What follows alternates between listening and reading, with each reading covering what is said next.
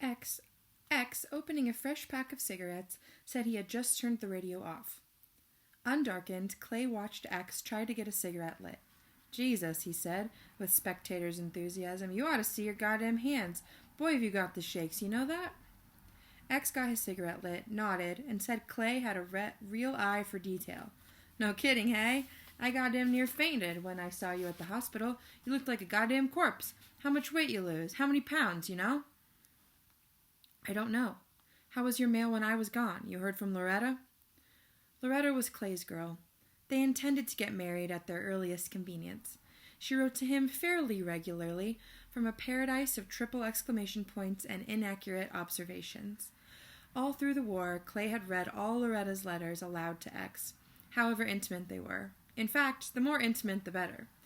It was his custom, after each reading, to ask X to plot out or pad out the letter of reply, or to insert a few impressive words in French or German. Yeah, I had a letter from her yesterday, down in my room. I'll show it to you later, Clay said listlessly. He sat up straight on the edge of the bed, held his breath, and issued a long, resonant belch. Looking just semi-pleased with the achievement, he relaxed again. Her goddamn brother's getting out of the Navy on account of his hip, he said. He's got his hip, that bastard. He sat up again and tried for another belch, but with below par results. A jot of alertness came into his face. Hey, before I forget, we gotta get up at 5 tomorrow and drive to Hamburg or someplace.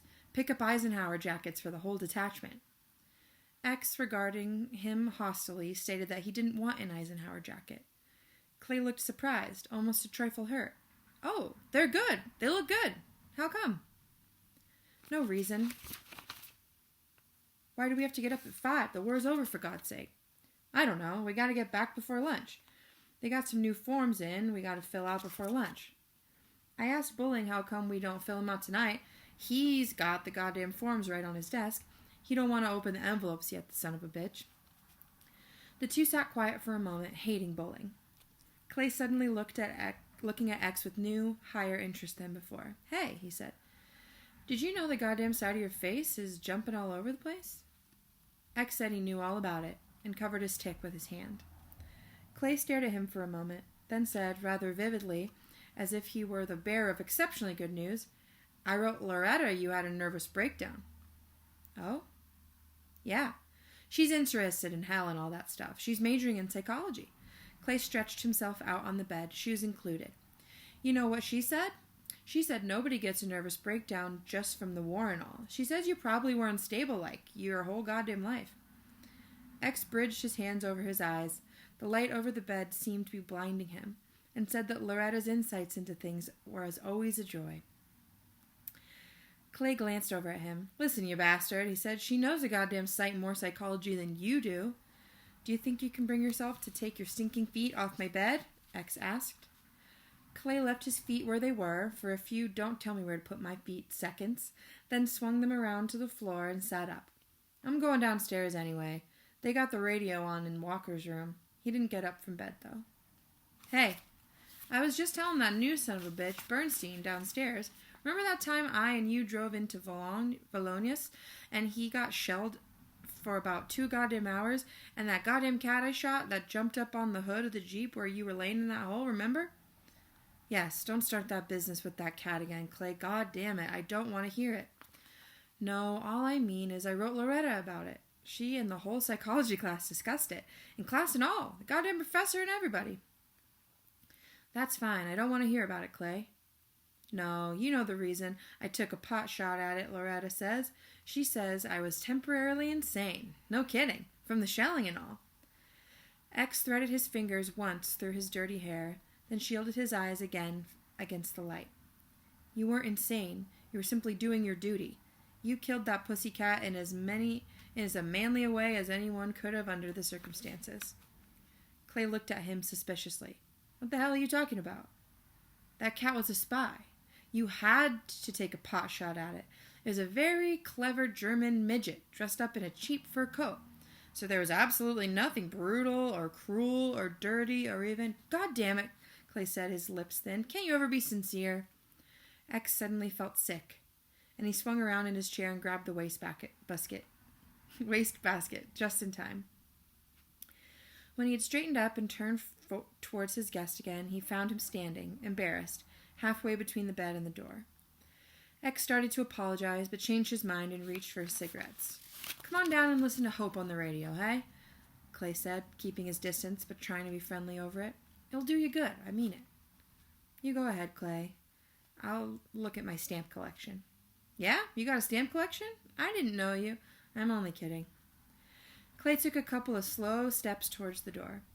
"I may drive over to Edstadt later," he said. "They got a dance. It'll probably last till around 2. Want to go?" "No, thanks. I may practice a few steps in the room." "Okay. Good night. Take it easy now, for Christ's sake." The door slammed shut, then instantly opened again. "Hey, okay if I leave a letter to Loretta under your door? I got some German stuff in it. Will you fix it up for me?" "Yes. Leave me alone now, goddammit." "Sure," said Clay. "You know what my mother wrote me? She wrote me she's glad you and I were together in the whole war. In the same Jeep and all. She says my letters are a hell of a lot more intelligent since we've been going around together." X looked up and over at him and said with great effort, "Thanks. Tell her thanks for me." "I will. Good night." The door slammed shut, this time for good. X sat looking at the door for a long while, then turned his chair around towards the writing table and picked up his portable typewriter from the floor.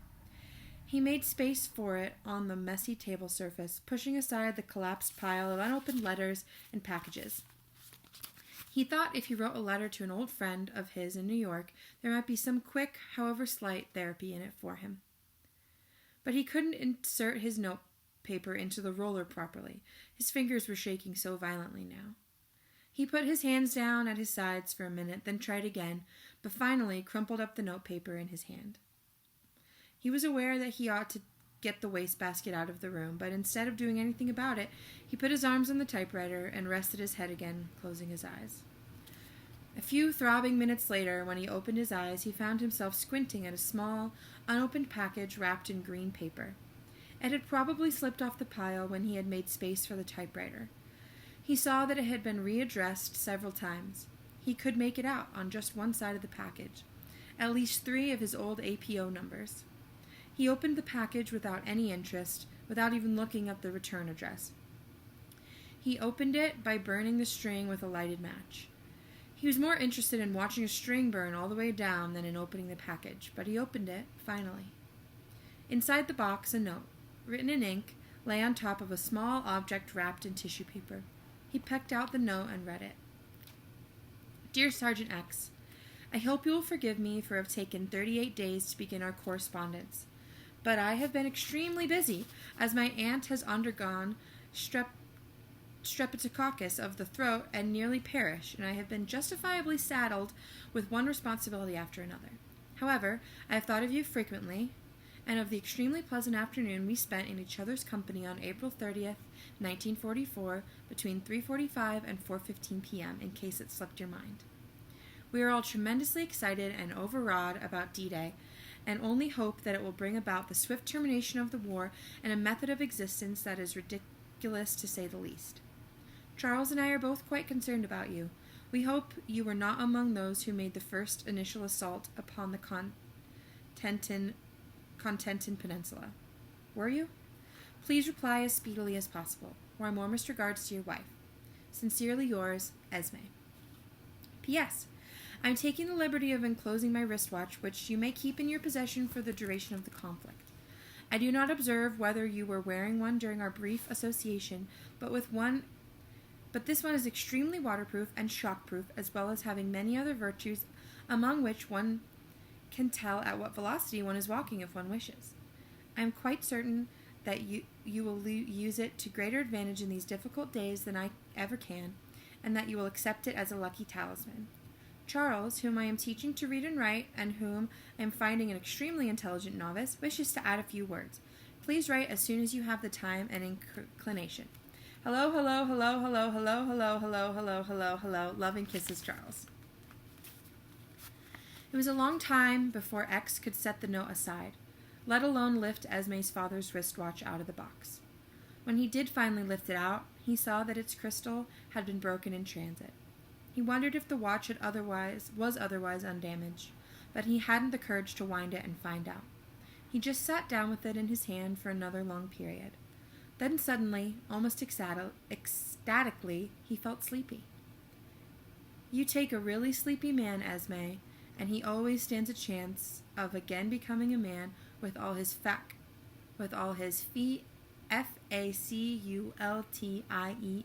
intact. Love you.